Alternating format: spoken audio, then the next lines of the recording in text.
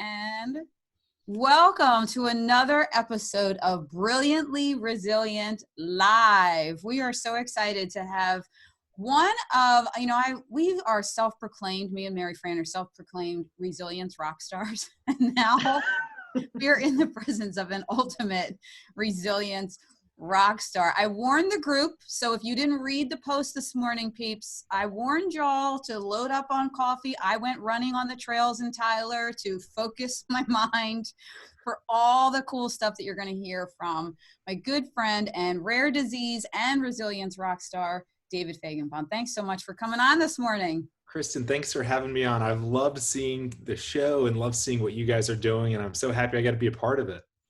And I also should say to all of you, because our group is from all over the place, it's another Philly rock star, people. This is the town. This is the town to be in. So we met, I was trying to remember when Mary Fran and I opened up the Zoom, how long ago? And I want to say it was probably 4 years ago at the Penn. Yep. Penn hosted the Global Genes event.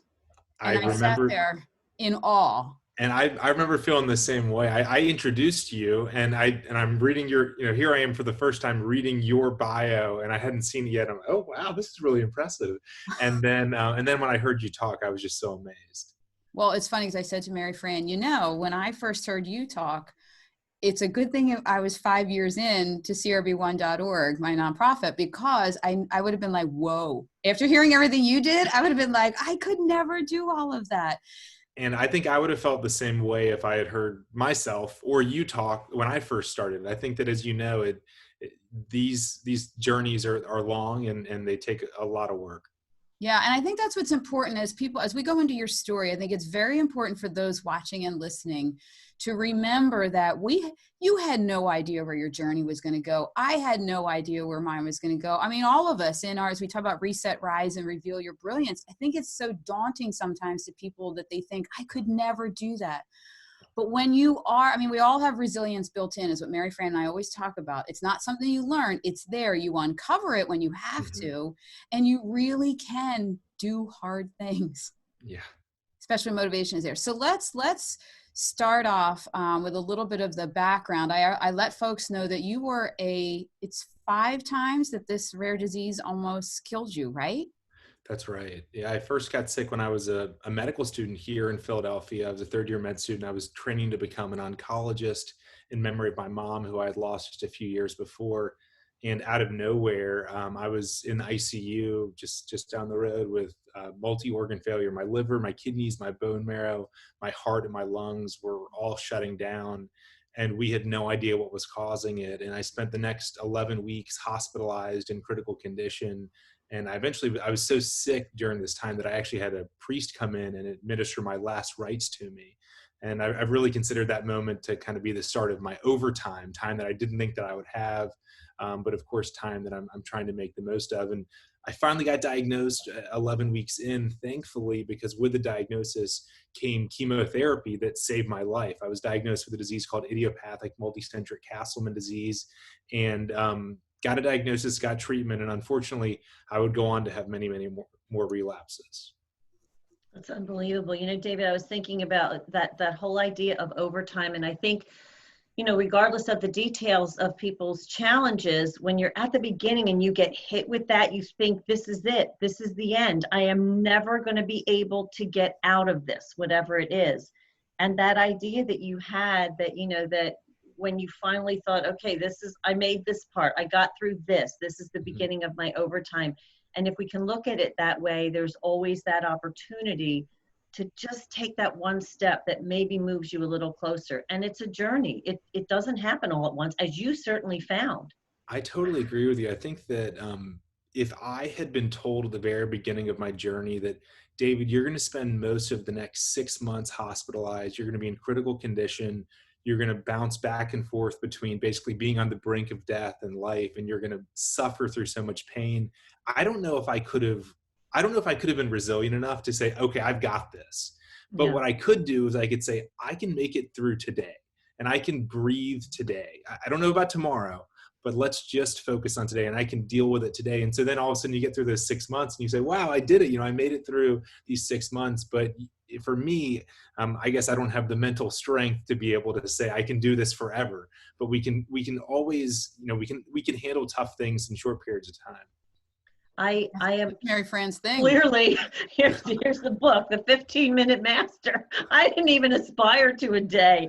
My story is that my son was addicted to heroin and alcohol and all this, and it went on for years and years and years, as your experience has. And we cannot cope with that kind of overwhelming stress and pressure, but we can cope with small chunks of time. Yes. So I always say when he was crazy and banging on the bedroom door that I was locked on the other side, I'm like, okay, I just have to get through 15 minutes. And when you do break it down into those manageable chunks, if you can stay in that mindset, then you get on the other side of it eventually. Absolutely. I totally agree with you. And it works in both ways. Mary Fran, what you're saying during the tough times, but also Kristen, what you were saying with what we've built for our respective rare diseases. If you were to, again, talk to both of us before we got started on our journey and said, these are all the things that you're going to need to do to get to where you want to get to, I don't know if I would have said I'm in. I think I'd been like, oh my gosh, that's so tough. I can't imagine. I'm not going to be sleeping. I'm going to be working like a crazy person all this time. But, one day at a time, one email at a time, one phone call at a time. And then we've been able to, achieve some of the things that we were hoping for. Yeah. When we were just at that event that we just did again for Global Genes in the fall in Philly, yeah. Megan O'Boyle was in the audience, and we had just talked about, and I made sure that I said it to the crowd, that her and I just talked about, thank God we didn't know when we started. She's on Phelan-McDermott syndrome, for those that don't know her. Thank God we didn't know when we started, because we never would have done it. And little by little, but it's amazing to look back, even day by day, when you're at the end of the day, to look back at where you started your day, when you're really in the thick of the pit, and see that I'm still here.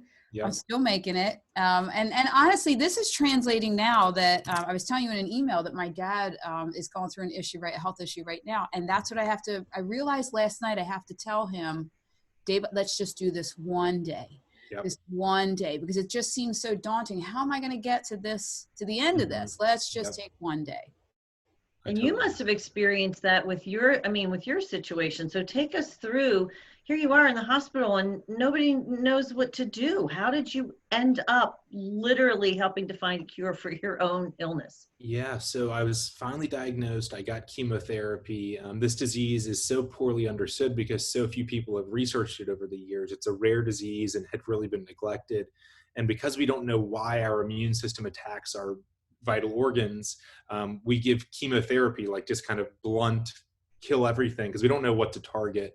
And thankfully it saved my life, but unfortunately I relapsed again a few weeks later, spent another 2 months hospitalized, nearly died again. This time I got a combination of 7 different chemotherapies, kind of like the worst cocktail or combo that you could imagine at the highest doses possible. And it just completely destroyed my immune system in a good way. And it saved my life. Actually, I get what's called a cytokine storm, which is where my immune system attacks my vital organs, which I thought I was the only person who liked to use the term cytokine storm, but that's actually been in the news a lot lately because unfortunately the cytokine storm that happens in COVID-19 is actually what makes it so deadly. So it's a very similar cytokine storm, immune activation and immune attack that kills patients with my disease that also unfortunately kills people with COVID-19. And so I went through the third one of those cytokine storms, and I was started on an experimental drug that I was so thankful for. We had hoped and prayed that there would be a drug that could save my mom's life, and that drug never came to be. And she passed away a few years before I became ill. So when this drug came to a clinical trial right around the time that I was dying in the hospital, we thought, maybe this is it. Maybe this is that treatment, that cure that we've been, praying for, that my mom didn't get, but it's there for me. And so I was started on it soon after I got chemotherapy, and we really hoped that it would keep me in remission. I was able to go back to med school for a few months and kind of back on track to be an oncologist. And then I relapsed on that drug, and I nearly died for the 4th time. And what was so difficult about relapsing on that drug wasn't it wasn't just the physical pain and challenge of going through another relapse, but it was the mental anguish of realizing that I had now failed to respond to the only drug in development for my disease, and that there were no more drugs in development. This was my only hope, and now it was out of the window. And it really, for me, I was such a hopeful medical student. I kind of believed science has the answers and doctors are out there figuring things out. And then all of a sudden to be told by my doctor, who's the world's expert, that there were no more drugs in development, there were no more promising leads, and that there basically was nothing more that we could do. And that's when my whole mindset really changed. And that's where I turned to my dad, my sisters, and my girlfriend at the time, Caitlin, and I said, I'm going to dedicate the rest of my life, however long this may be, to trying to identify a treatment or maybe a cure for Castleman disease. And I don't think they, were too optimistic. I don't think I was too optimistic. I think that, to quote Dumb and Dumber, I think I was probably thinking about like a 1 in a million chance. So you're saying there's a chance? There's a chance. I think that there was probably about a 1 in a million chance. But I think that I looked at it by saying, look, if there's a 0 in a million chance if I don't do anything, the world's expert has just told me 0 in a million or 1 in a million. And so I decided to so you're saying there's a chance, which I think is about as smart as the guys in Dumb and Dumber. But I decided to take that chance, and I worked really hard for the next year, and I relapsed again on chemotherapy. And so all of my hard work was kind of not enough. I nearly died for the 5th time. This time my girlfriend Caitlin was now my fiance, and I so badly wanted to make it to our wedding day, and really inspired by that sort of time horizon. I needed to get it to May 24th, 2014. I was able to really dig into the data, perform a series of experiments that led me to think that a particular drug could work for me, a drug that was approved 30 years ago for another condition. And I started myself on it, and just hoped that maybe it could work. And now it's been over 6 years that I've been in remission on this drug. Isn't that amazing, my friend? Unbelievable.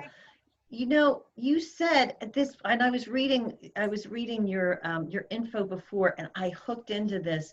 Don't stop at hoping.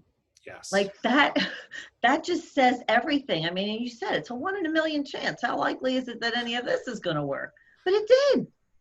We have to try. We have to try. And that's the message behind all of this. Hope has to inspire action. I think that for so long I was hopeful, and almost in our society and in life, sometimes we think about it as kind of binary. You either hope and pray, or you act and move. And I think that what I really think we should all work towards is a way to bring the two together, where it's we hope and we pray, and then we say, well, what am I hoping for? Okay, well, whatever I'm hoping for should also drive my action. So I should do the things that I can to help get us closer to what I'm hoping for. It's actually the subtitle of my book, A Doctor's Race to Turn Hope into Action, to get from just hoping to taking action. Yeah, and I think that that's the message that people miss. I know I grew up in a very faith-based house, and I which was wonderful, thank God, because I had a foundation to go back to, even though I kicked and screamed away from it for a while. But I think that I missed that message of, if you hope and pray, if you hope and pray, and you hope and pray, and then it's like, well, wait a minute, there's that joke that the guy's on the top of the roof and the flood's coming, and he's praying for God, and they come with a boat. He's like, God's coming, all right, and then he dies, and God's like, I sent you the boat, I sent you the, a helicopter, I sent you all this stuff. Yeah, you got to do everything you can while you're hoping and praying. And a flip, I guess I hadn't heard that joke before, but the other side of it would be to say, I gave you the legs, I gave you the hands to do, I gave you the brain to build. And it's, and that's kind of the situation I think that we're in, where, I think that we have to, take our hopes and our prayers and use it to inspire action, even if we think it's unlikely that the thing that we're hoping for is necessarily going to happen. I think that we can feel confident, unfortunately, that it will not happen unless someone takes action. And that someone in the rare disease space oftentimes has to be us. I mean, I wish that some other researcher somewhere was doing the work, and I could, just follow along my path and been great. That would have been awesome. But I knew that if I didn't do it, that no one would. I think that's how those things usually happen. If not for you then who? Exactly. Like if not for the person who has the need, then who's going to take it up? I mean, at some point, we spoke to a woman yesterday, Lachelle Atkins, and one of the things that she said was she used fear as fuel Mm-hmm. to move forward. And I certainly imagine you were in that situation. I mean, you had almost died 5 times, and we're being told there's nothing. So what other options do you have? And I go back to my childhood where I always heard, because my father was like, well, you gotta work. We had the work ethic, and it was the whole God helps those who help themselves things. Mm-hmm. So if not for us, who? Exactly. And I heard a talk from Nick Saban recently. Nick Saban, the famous head coach at Alabama. And in his talk, football coach at Alabama, he was saying that too often people pray for blessings as opposed to pray to be a blessing. Maybe we should pray to be a blessing to someone else. And the best part about when you send up that kind of prayer is that you can do it. It's up to you. You pray to be a blessing, and then go be a blessing to someone. One step in front of the other, and go do that thing that you want to do. Yeah, and I think that what you just said, that coach said, is exactly the crowd that gathers in the rare disease community when they all together. Because it never fails. By the time the Global Genes event happens in the fall, I am so tired. It's something about that time, I guess, because sending kids off to college and school, and we're winding down on making sure we hit all the fundraising goals and the research. And then I get there and I'm so tired. And then you sit in that room, thousands of people that every one of them is on pure will. Yeah. Figuring out how to save their own lives, their kids' lives. It's unbelievable. And they are praying for a blessing and being the blessing at the exact same time. Yeah. I love it. That's the most rejuvenating place to be in the world. Yeah. Yeah, it is cool. So, one thing I'd mention too, just thinking about Global Genes, and I think you would totally agree with us, is you would think that in a crowd like that, where all of us are either battling a disease or have a loved one with a disease, that the last thing that we would all be doing is like smiling and having fun and laughing. And actually, that's like the one thing that we are all doing together. And I think that it highlights just how important humor and positivity is in the midst of really tough times. There were times in my case when I was in the ICU, and I certainly wasn't feeling great, and I didn't have too much energy to laugh, but when there were things to laugh about and to smile about with my family, that really connected us. And I think that you guys are great examples. You're talking about really heavy stuff on the show, but there are things to smile about. There are things to laugh about, and sometimes that can be really powerful during tough times. Yeah, and that's totally kind of how we came together, because people would constantly say to us in another project we were working on, and as people were seeing us together with people, they're like, "What is the two of you have been through such crap? Yeah, but you're laughing all the time, And it's like, well, that's kind of how it's this close to hysterical laughter, but it's laughter. Plus, we also we can get that we are the funniest people ever. Like, we do get a kick. We are our own best audience, the two of us. So. Now we're just inviting everyone else in. You're just bringing in someone to laugh at your jokes. Yeah, right. That's exactly right. But I love that you brought that up, because that's one of the 5 things that is in if we switch gears here for a second to specifically outline the stuff that you talk about and what you've learned in this whole journey of yours and how we can get through. So we say about getting through this current, I call it a sucker punch, the current crisis with the whole world is in, the COVID crisis. Any crisis, we say, how can we help you get through and be brilliant, not broken? Yeah. Your 5 items. When I said it to Mary Fran, because Mary Fran always goes berserk when people are on the same wavelength as us. Because I mean, did you read this? We're all saying the same stuff. It's great. We really are onto something. That's what we're always like, wow, we really do have something here. Because all we've done is map out how we survive, thrive, and aren't broken. But it really is universal.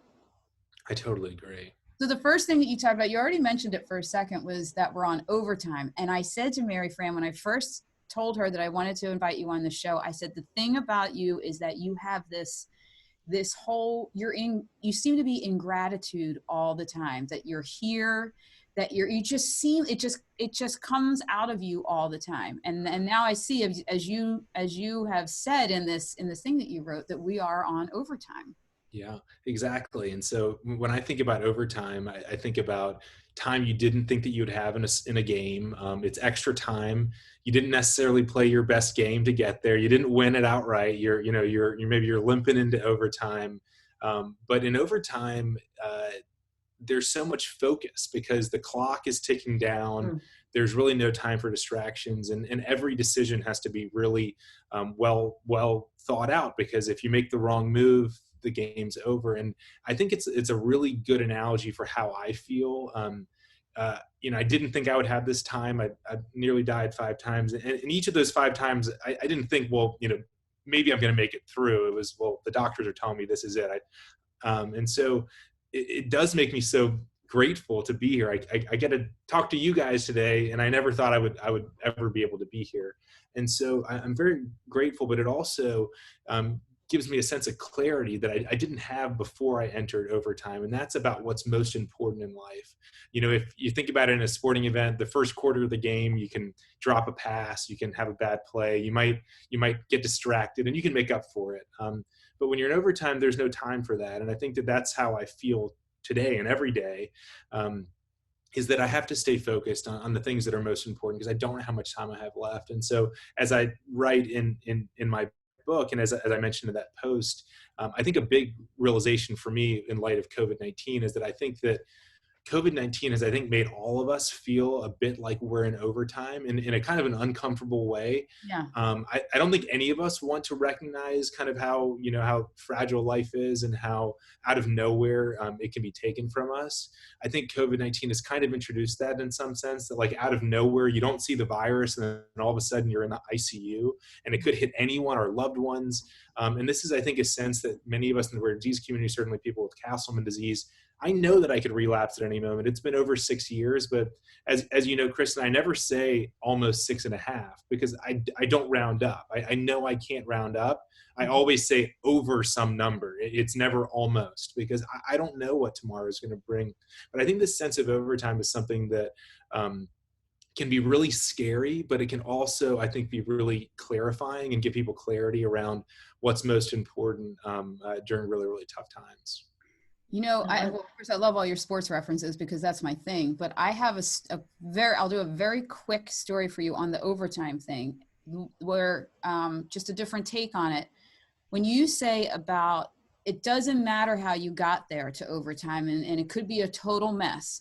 Yep. My oldest son, Michael, who he decided he wanted, as the blind kid, wanted to play on regular little league teams, right? Nice. So his one team, they ended up, it was by pure rules of Little League that every team got to do a play-in to the playoffs. So his team lost every game. They were the Bad News Bears. They were so bad that I thought we were going to medicate the coaches. Nobody would coach them. We had to get cops in our town, young cops, to coach them. So anyway, they were horrible. They got to play in to the play. They won the first playoff game, and people were like, what? Then they win the second one. And it literally was like people were leaving fields to come over and see this team play. And we went completely nuts berserk. We had signs, we had pom-poms, whatever. They made it all the way to the championship and had 3 overtime extra innings. But it was in those extra innings that our team really fine-tuned and came together, because they had a blind kid on the team and he had to play, and they really got to be a team throughout that whole season, and then won the game. Wow. But it's such a testament to what you're saying of it could be a disaster getting there. Yep. But you're in it, and then what are you going to do with it? Exactly. And that's how, I think that's how all of us are right now. Yeah. And I think when people look at it that way, it takes away all of the frustration, the sadness, the fear, look, you're in overtime. Yep. What are you going to do with it? Exactly. There's no time to kind of feel sorry for yourself. There's no time to be upset about the current situation. Yeah. So turn on the cameras and do a live show every day. That's what we decided to do. So one of your other things was humor, but tell me about some of your other steps that because they were all so relevant to what's going on right now, in addition to Sure. your own experience? So I picked out a handful of them. First I should say that I wrote the book Chasing My Cure because I feel like I've been let in onto some life secrets that I didn't know before I almost died 5 times. And I feel like these life secrets I needed to share with the world. And so as I was thinking about what are some of the main lessons I learned from my experience and also chasing a cure, which I think is unfortunately what all of us scientists are trying to do right now against COVID-19. And I boiled it down to 5 of the kind of the biggest lessons. And of course, there were others that could have fit because this time is really quite unusual. But so for the first one, overtime. The second is this concept of think it, do it, and that is based on the fact that during each of my times that I was on my deathbed, and it felt funny writing that during all 5 times I was on, and I was like, is it death beds or death bed? And I guess that's kind of like a strange thing to have to figure out. But I guess I'm not sure what the right grammatical way to describe that is. But all 5 times of that, the thing that I regretted the most was not anything that I had done. The things that I regretted were things that I had not done or had not said. And that was really eye-opening for me. I think I always would have thought that maybe I would have regretted actions I took, but it actually was the lack of things that I thought about doing and didn't do, and the realization that I would not be able to do them.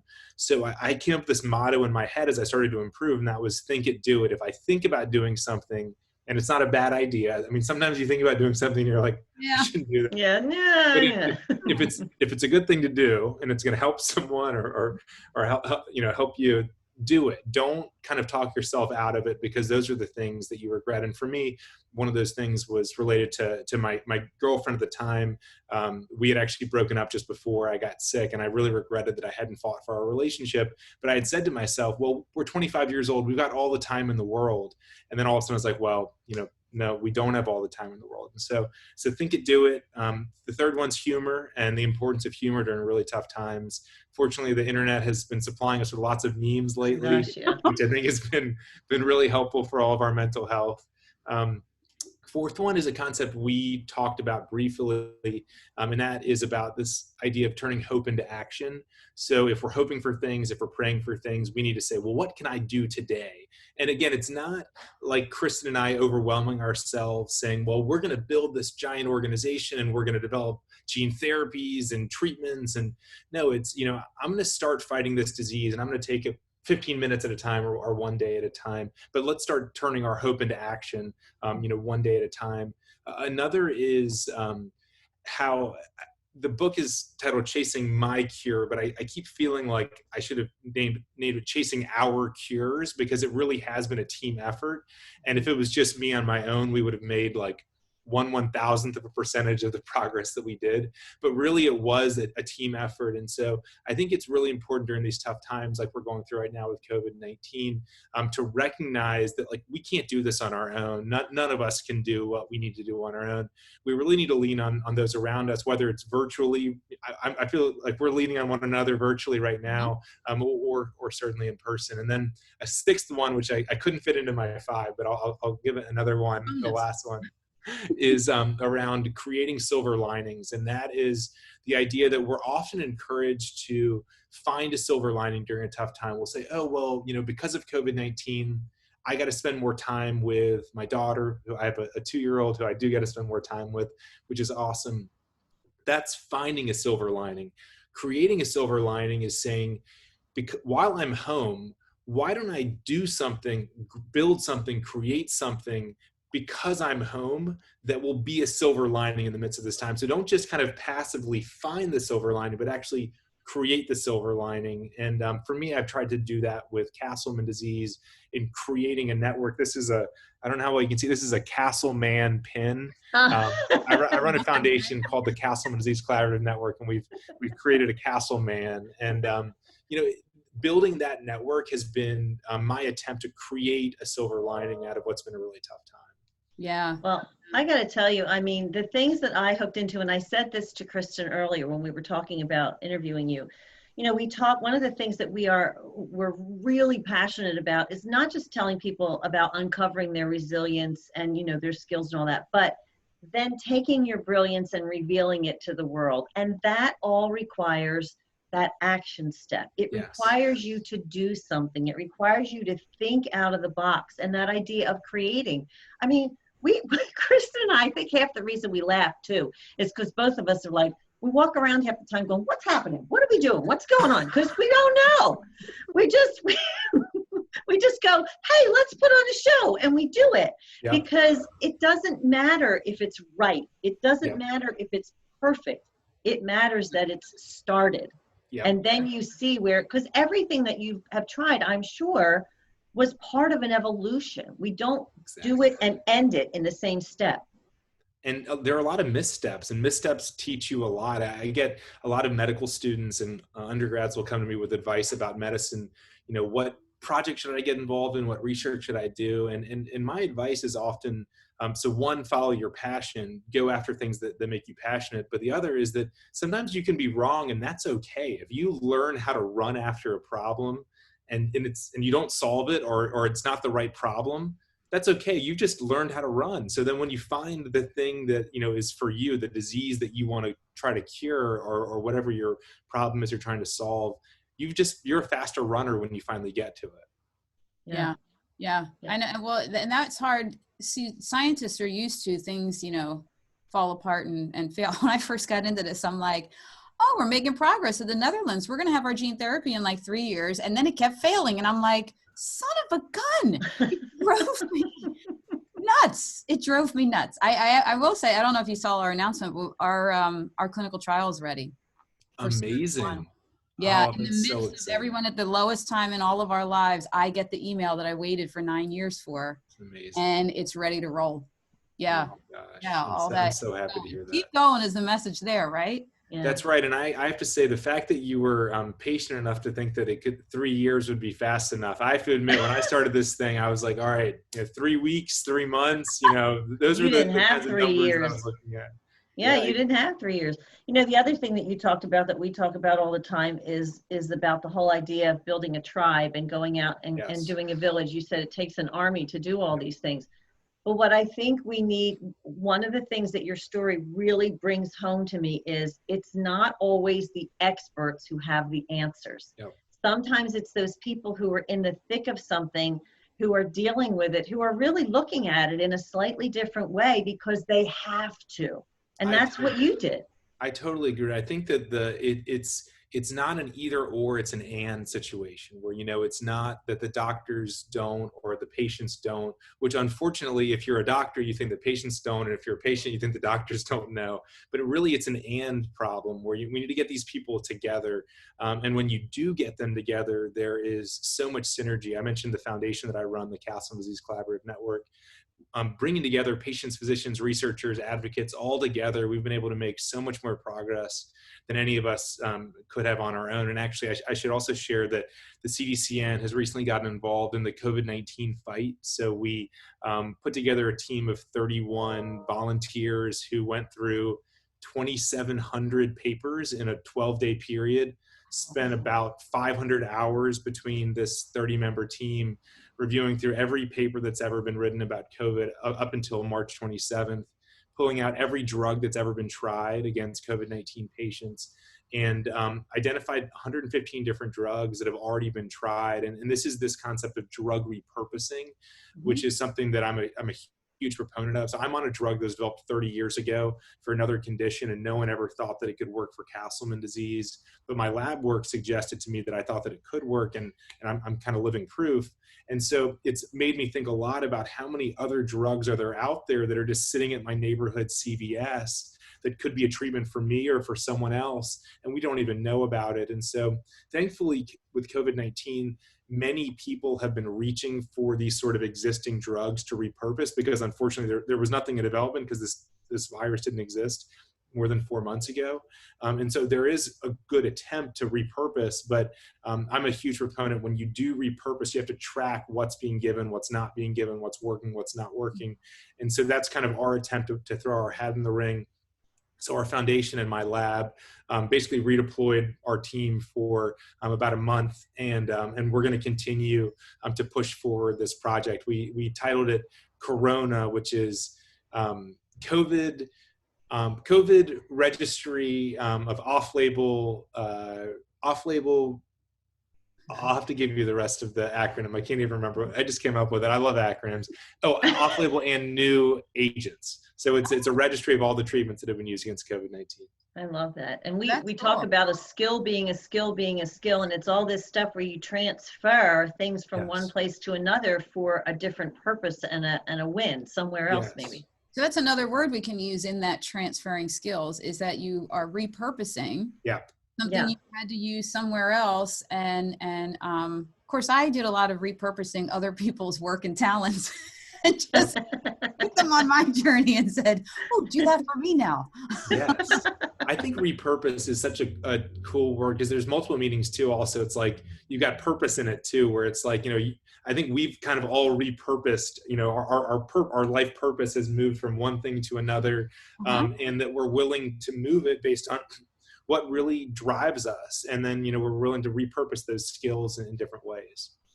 Yeah, that's amazing. So tell us about your book, because I want everybody to know where they can find that and where they can, reach out to you, because I just have to tell you, this has to be one of my favorite episodes, because your story is so touching, and you're like this really smart guy who's just a really great guy to talk to. I told you. I'm like, I know. I said, you're not going to believe it. You're going to think he's the smart doctor coming on, and he's just cool. See, you got me blushing now. So I'm upset that we're on video. But thank you. No, it's been so fun to connect with you guys, and I've always been a huge Kristen fan. So now I'm your number one fan too, Mary Fran. Oh, thank you. We're all huge Kristen fans. I have to Yes. tell her that multiple times a day just to get her to be able to get through and then sleep at night. Just not at 5 o'clock in the morning. She doesn't let me text her until like 8 because I'm up at like 5 with That ideas. sounds so unreasonable. I mean, really. I think it sounds okay. Thank you. It's just go crazy.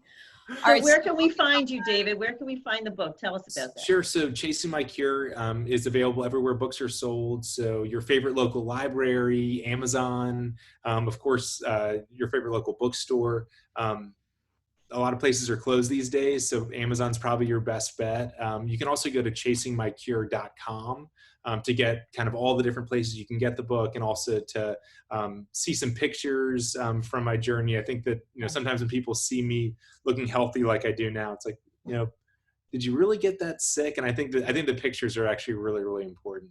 That's a good idea. Everyone should go to your website and see that, because you won't believe what David looked like when he was in the thick of all of that with the no hair. Oh, you have it? And in the book, so there's an right. insert. Right in so there. I don't know, maybe the insert would be good to show. So this is probably the picture you were thinking about. Yes. The ball Oh is my When I really. got out of the God. hospital. Look And at that. Oh Yeah, my and this goodness. is another one of me when I was, after chemotherapy. We talked about all the chemotherapy drugs that I got that have saved my life, thankfully. And here's another one from when I was in the ICU. Isn't that Oh my wild? Gosh, I know. that's That's why when I saw your unbelievable. presentation the first time and to have those visuals, it's like, oh my goodness. So, okay, so that's where that's also where you have the information that we talked about today with that article that you did and all. So we've talked about, surviving this 5 times and now transferring, repurposing to COVID and running this global network and then having this best-selling book. But I have one burning question, and I'm dying to know, what was it like to be on Good Morning America? Oh my God. I haven't talked to you about that yet. It was awesome. It was amazing. And probably the coolest part of all was that Will Reeve was the reporter who came down to Philadelphia. And you guys may not know Will Reeve yet, but you will. This is Christopher Reeve's son. Of course, Christopher Reeve's Superman. Oh. His son, Will, is the most brilliantly resilient guy. He went through so much. He lost both parents. Within 1 year when he was a teenager. And he was so amazing. He's in his early to mid 20s. He's a really young guy. And we sat down in front of the camera and we spoke for 2 hours. And the producers at the end were like, we're going to shut the cameras off. You guys can keep talking, but we've got more than enough. And it was just because he's such an awesome, we had such a fun opportunity to connect. It really was so cool. Oh, Oh that's my gosh. I bet we can probably see that segment somewhere on Good Morning America's Oh, website too, right? absolutely. Yeah. So Okay. you can find it on the GMA website. You can also find it on the Chasing My Cure chasemycure.com website as well. I think it's actually the homepage. If you go on the homepage and scroll down a little bit, you'll see the interview. yeah. Definitely want to see that. David, thank you so much for joining us. Oh, it was so fun to join you guys. Thanks so much for having me and helping to spread the word. Oh, hey, thanks for being here. Thanks for all the great work. And thank you everybody for tuning in. I told you you're going to love them. Oh my gosh. And we got some of our rare disease friends have tuned in. So I'm so excited that all of the worlds have collided. And I was not shocked at all that now you're repurposing and working on COVID. So I'm so proud that you're a friend of mine and the work that you do. So thanks so much. And to everybody else out there, we will see you on the next episode of Brilliantly Resilient Live. Thanks so much, guys. Bye.